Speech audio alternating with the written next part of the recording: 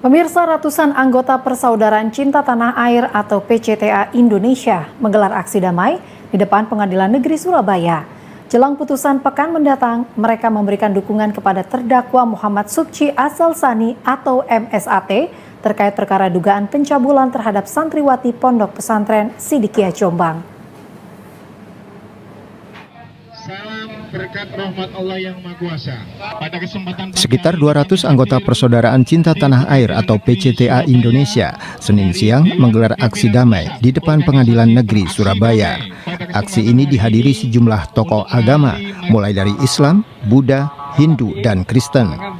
Mereka memberi dukungan kepada terdakwa Muhammad Subhi Asal Sani atau MSAT terkait perkara dugaan pencabulan terhadap santriwati Pondok Pesantren Sidikiyah Jombang. Masa menuntut Majelis Hakim Pengadilan Negeri Surabaya berlaku adil dan segera membebaskan terdakwa karena menganggap selama 24 kali fakta persidangan terdakwa MSAT tidak terbukti melakukan tuduhan tersebut.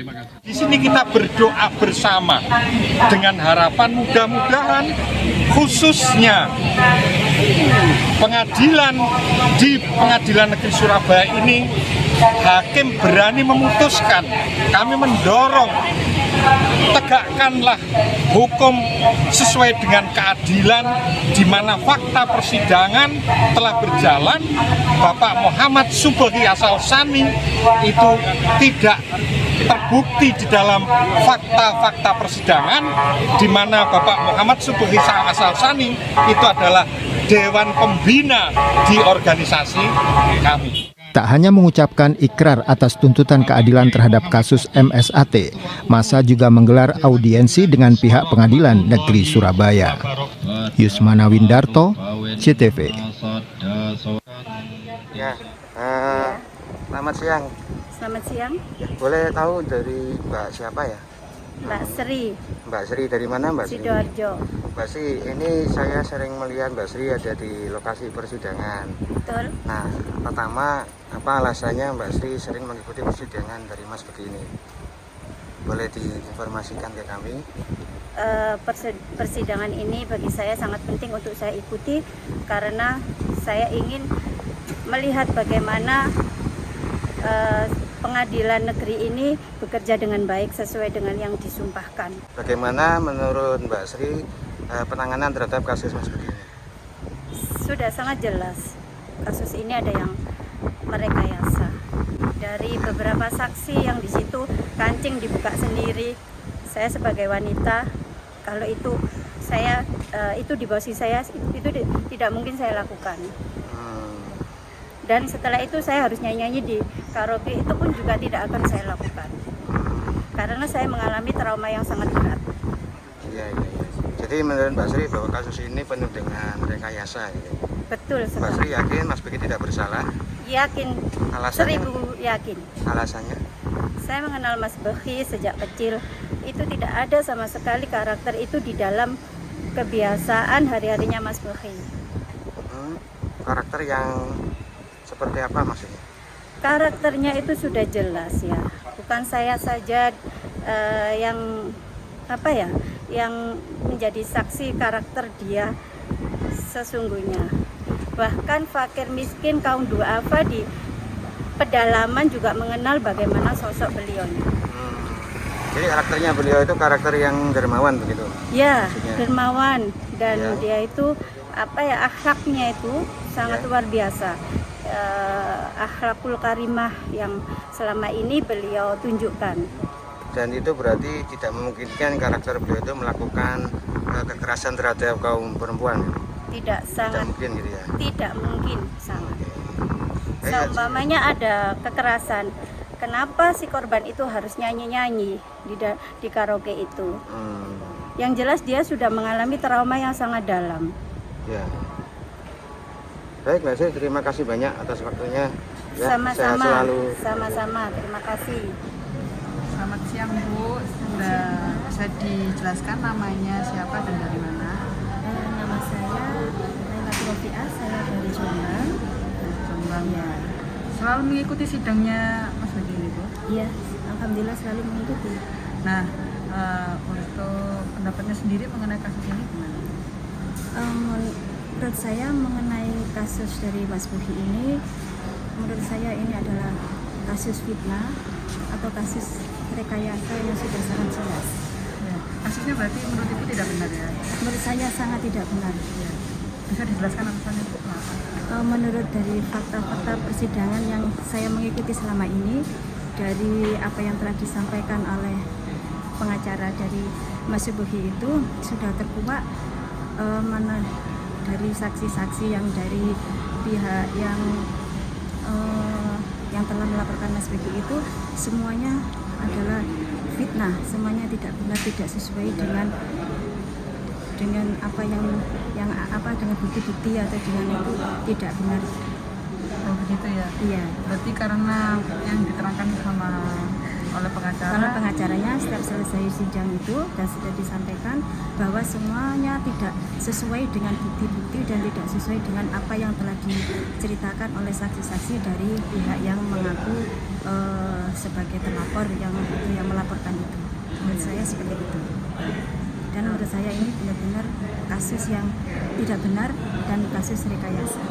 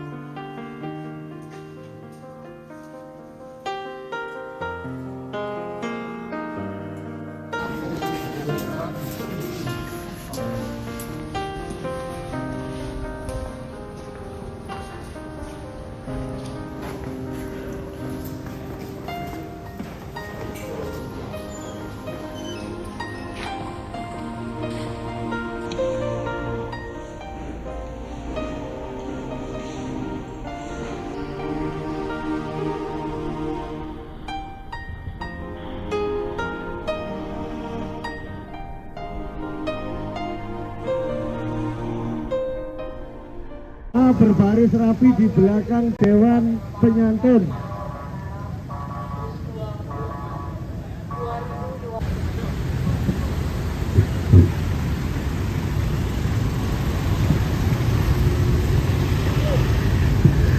Yang memakai ikat kepala PCTA Indonesia di belakang Dewan Penyantun dan di samping kanan kiri Dewan Penyantun. Itu. Agak cepat ya. Ibu-ibu, monggo. Terus.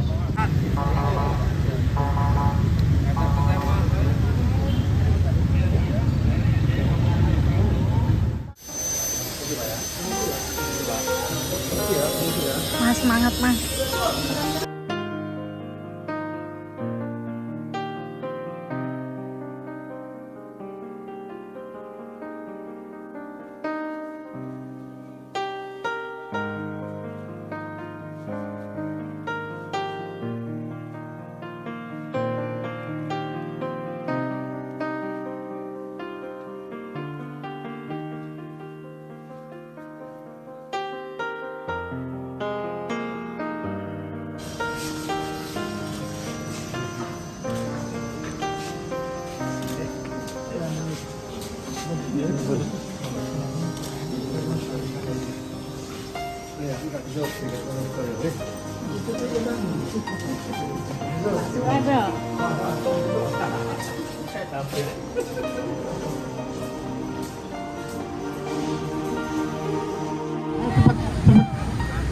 Ayo lebih cepat yang di belakang, sebelah sana.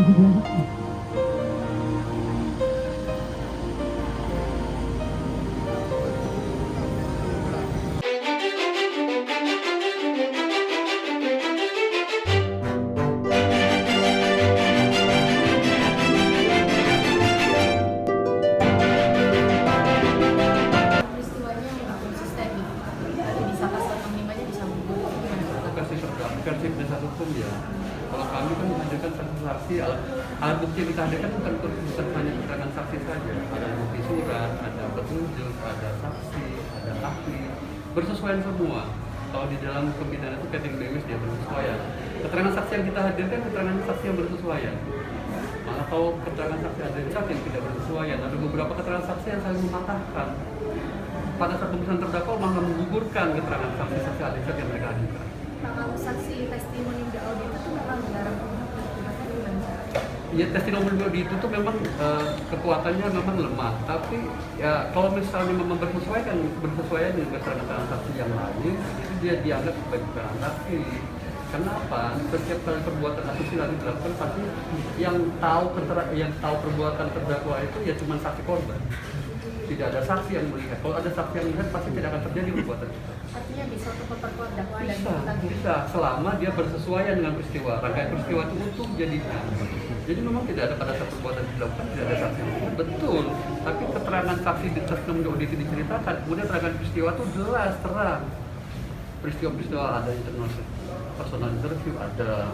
Kemudian interview dilakukan di bagi beberapa kelompok ada. Itu bersesuaian. Keyakinan putusan nanti seperti apa kan? Kami optimis. Iya. Kami optimis. Saya. 2 minggu lagi Pak. Minggu depan masih duplik. Untuk perbuatan terdakwa yang mengakui perbuatannya silakan Pak. Terdakwa tidak mengakui. Tidak mengakui ya. Terdakwa punya hak ingkar Mas. Ya, terdakwa tidak disumpah, dia punya hak ingkar silakan. Kalau dia mengakui perbuatannya itu jadi hal yang meringankan pada saat proses tuntutan. Makanya kemarin kan dalam tuntutan tidak ada hal yang meringankan bagi terdakwa. Jadi sampai sekarang pun tetap nggak mengakui adanya ini. Oke, makasih ya.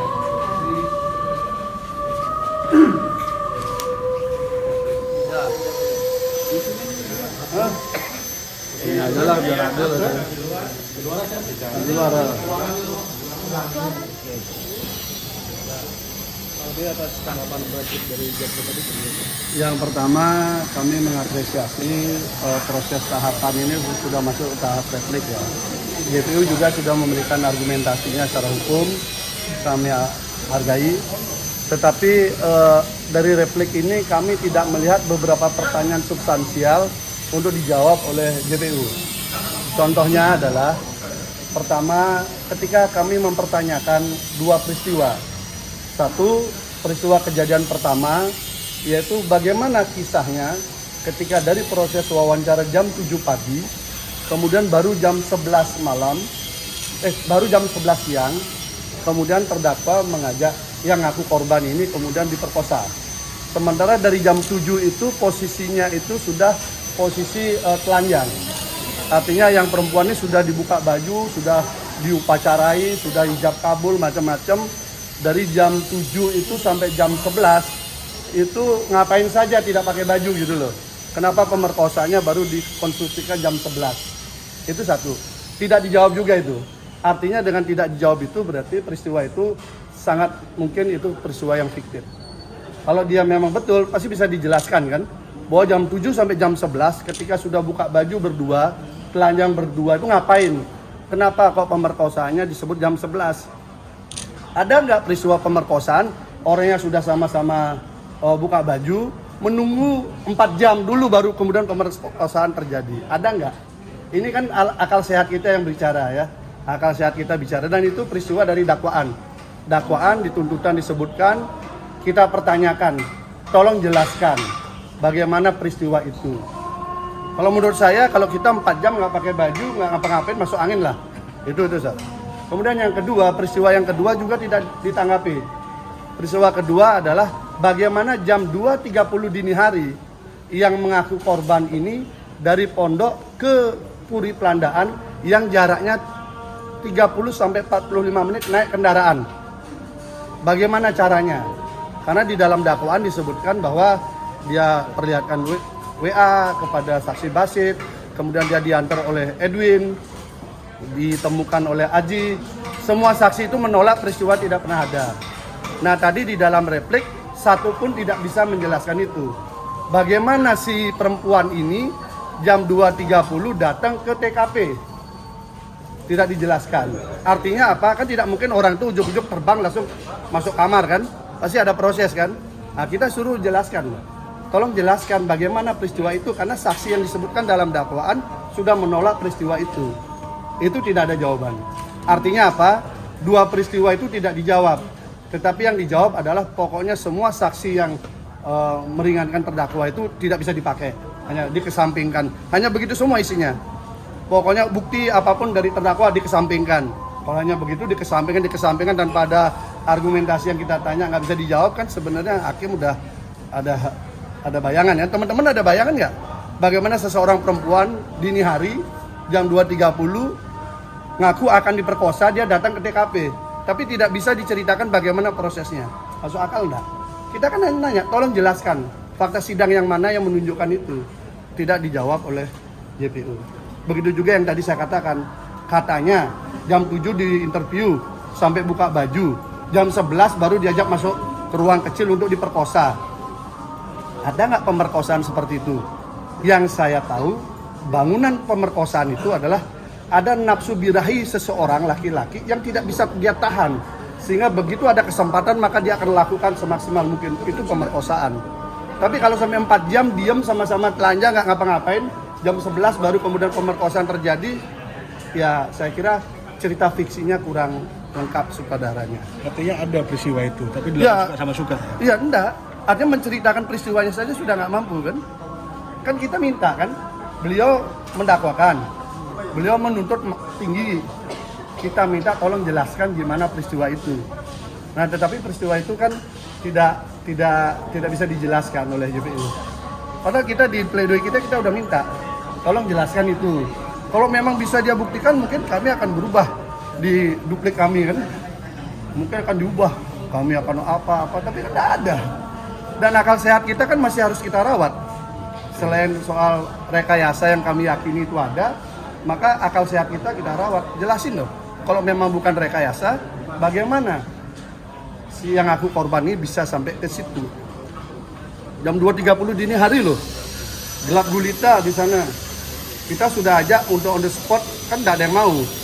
Biar lihat lokasi kan, oh dari sini lo jalannya ke situ, naik mobil berapa lama, biar tahu, kebayang jadinya. Nggak, apalagi kemudian menunggu sekian jam. Ayo, sampean udah nggak pakai baju, yang perempuan nggak pakai baju, nunggu sekian jam sampai jam 11 baru niat perkosa gitu loh. Gimana? Itu coba, itu kasusnya seperti itu, baca aja dakwaannya. Pak Gede, memangnya betul keterangan yang saksi Adecas saling mematahkan? Oh enggak, justru saling menguatkan. Yang lucu adalah nama-nama yang ada dalam dakwaan, nama-nama yang disebut oleh saksi yang mengaku korban itu tidak dihadirkan oleh JPU. Kenapa?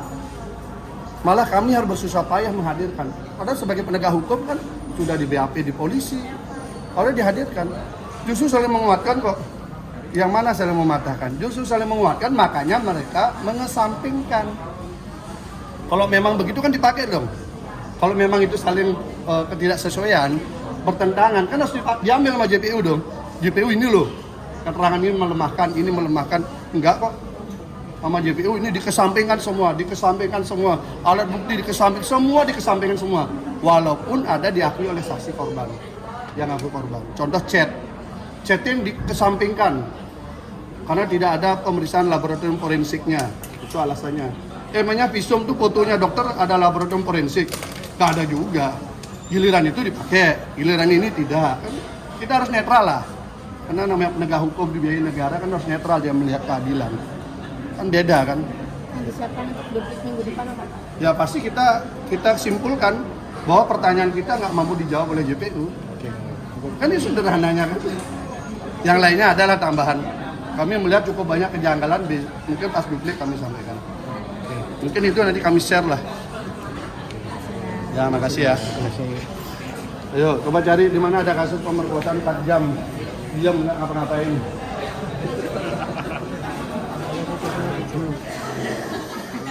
Ya, 1, 2.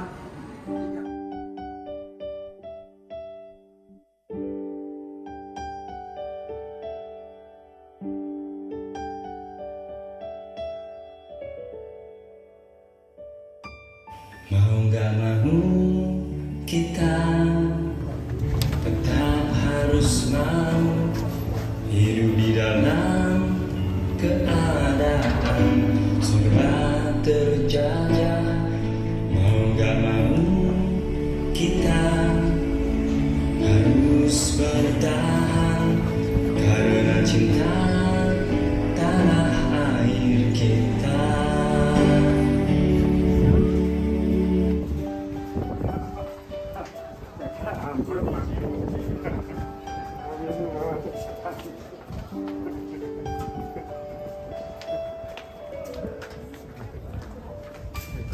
Mau gak mau kita tetap harus mau hidup di dalam keadaan serba terjajah. Mau gak mau kita harus bertahan karena cinta tanah air kita. Meski dalam keadaan sulit, kita harus tetap setia selamanya. Meski dalam hidup yang prihatin, kita harus tetap setia. Meskipun hidup serba terjajah oleh bangsa sendiri, cintaku tak akan pernah pudar kepada Indonesia Raya. Mau gak mau kita tetap harus mau hidup di dalam keadaan serba terjajah. Mau gak mau kita